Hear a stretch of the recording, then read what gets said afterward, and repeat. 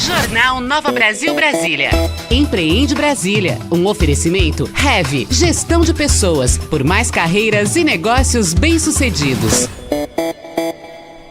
Caroline Borges, diretora executiva da Heavy Gestão de Pessoas, já está aqui conosco. Carol, bom dia, bem-vinda. Bom dia, Ariane, bom dia aos nossos ouvintes. Carol, hoje a gente conversa então sobre o favoritismo nas empresas.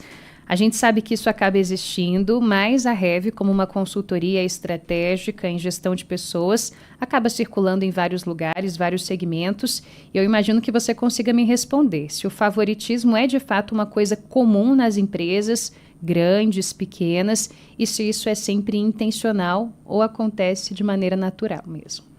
Ariane, essa pergunta é muito boa, porque o favoritismo ele acontece de forma mais recorrente do que a gente imagina. E não necessariamente ele é intencional. Então, aquela ideia do colaborador que está percebendo que está acontecendo isso dentro da área, que a liderança tem um favorito, o preferido, isso é mais comum do que a gente pensa, e não necessariamente isso está sendo feito de forma intencional. Aquela liderança, às vezes, nem percebe que está fazendo isso. Existe, inclusive, um efeito chamado efeito halo, não sei se todo mundo já escutou falar, que está nos escutando, que é quando a gente tem uma impressão inicial positiva ou uma identificação com uma pessoa que leva com que a gente concorde de forma até mais generalizada com tudo que aquela pessoa diz.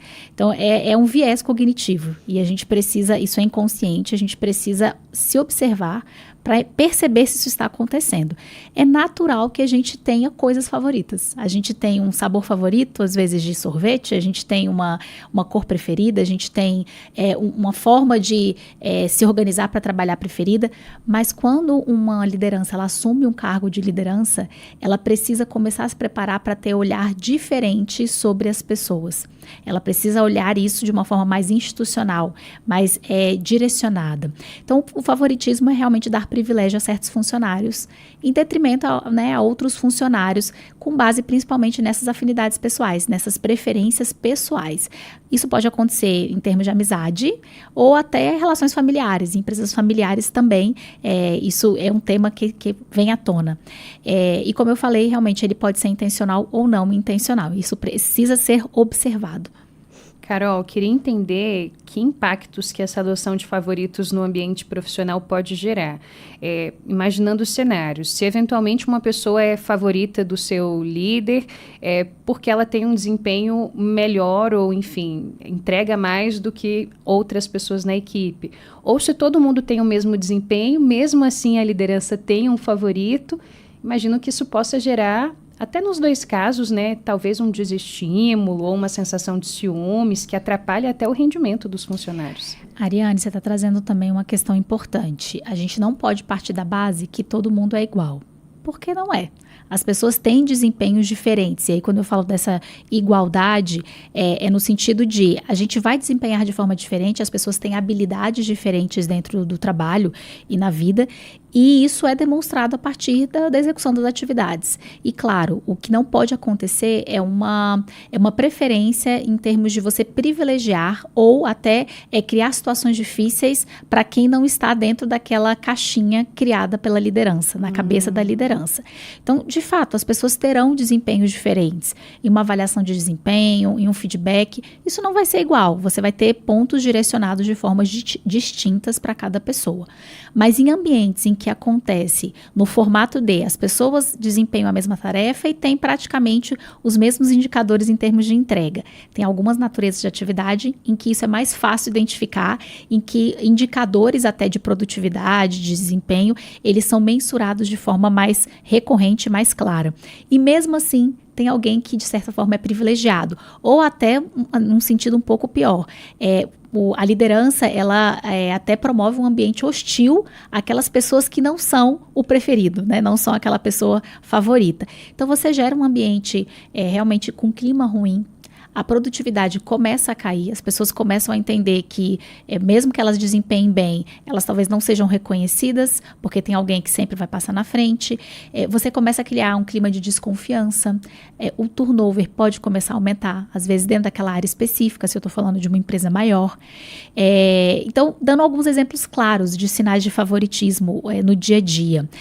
Um funcionário é de forma consistentemente promovido e recebe projetos importantes em detrimento de outros, ou que são mais qualificados, ou que precisam até por meio da delegação receber projetos para conseguir se desenvolver. Ter a chance, né? É a chance, né? Alguns funcionários tendo mais flexibilidade em relação a horários, atrasos, faltas, tem aquela coisa de, ou até erro, né? Então erra, alguns funcionários são ignorados, acobertados, enquanto outros são punidos. Atribuição de tarefas. Então, tem um funcionário, às vezes, que é muito bom, ele, às vezes, tem uma carga de tarefa muito maior, ou até o contrário, passado a mão na cabeça e aquela pessoa tem uma carga de trabalho muito menor do que os demais colaboradores, e a gente está falando de pessoas que, né, exercem, às vezes, as mesmas atividades, as mesmas funções. Acontece na distribuição de recursos. Então, chegou um computador novo, vai sempre para o preferido. Existe a questão das tecnologias, dos treinamentos a que alguém vai ter acesso na empresa quando esses recursos são escassos. Isso precisa ser visto, né, com um olhar mais cuidadoso. Isso está sendo feito porque a tarefa que é atribuída àquele colaborador necessita daquele tipo de equipamento, daquele tipo de recurso, ou porque, de fato, existe uma afinidade pessoal.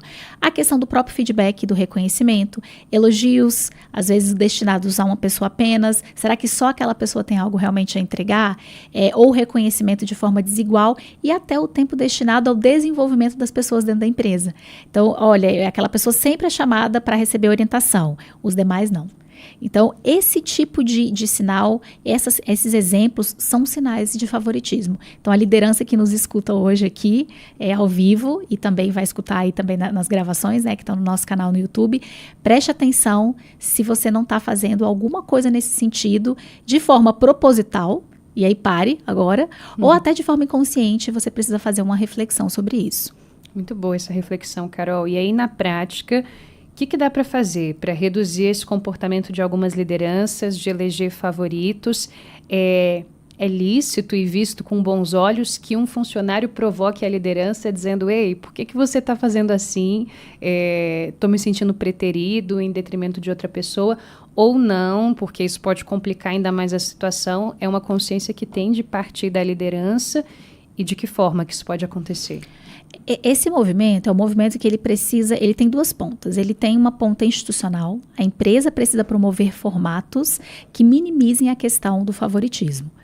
E a própria liderança precisa se desenvolver para que ela não faça isso. Existe uma tendência em que a gente se identifique com pessoas. É natural, é do ser humano. Sim. Mas quando a gente ocupa um cargo de liderança, a gente precisa ter uma autoconsciência muito mais desenvolvida para que eu comece a perceber essas coisas de forma mais rápida e realmente direcione o curso. Quando eu estou falando da postura do colaborador frente a esse tipo de situação, é importante que haja um ambiente propício para esse tipo de diálogo. Se você está notando que isso acontece, tem uma abertura com a sua liderança, é importante que você chame para conversar. Em alguns ambientes, a gente sabe que isso nem é viável. Esse tipo de conversa, de sinalização para a liderança pode gerar até algum tipo de consequência complexa, complicada para o colaborador que traz isso à tona. Mas você percebe que é um ambiente que isso é possível.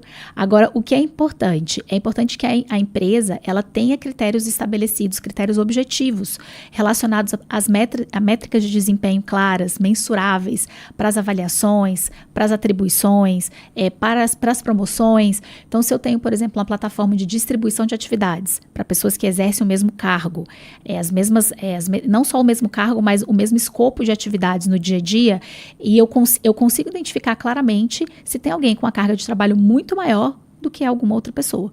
E realmente ponderar isso. Faz sentido? Não faz sentido? A gente vai começar a trabalhar com algum tipo de métrica de bonificação para desempenho? Que haja transparência. Então, os processos e políticas precisam estar claros, bem definidos, formalizados. Então, como é que uma pessoa ela é promovida? Como é que é a estrutura de carreira na empresa? Quais são os critérios de remuneração, de concessão de benefícios? Inclusive, isso pode acarretar em problemas para a própria organização. Quando existe um favoritismo que não é auditado, né? Que você não audita as decisões, às vezes, da liderança, você pode ter situações de favoritismo que direcionem para situações ilegais. Então, pessoas, às vezes, do mesmo cargo, mesma função, mesmo escopo de atividades, recebendo remunerações totalmente diferentes, ou benefícios, tendo acesso a benefícios totalmente diferentes, ou a jornadas de trabalho distintas, sem diferenciação de remuneração. Então, isso precisa ser visto. As políticas claras deixam um ambiente muito mais tranquilo para que as pessoas consigam transitar, inclusive em termos de dúvidas.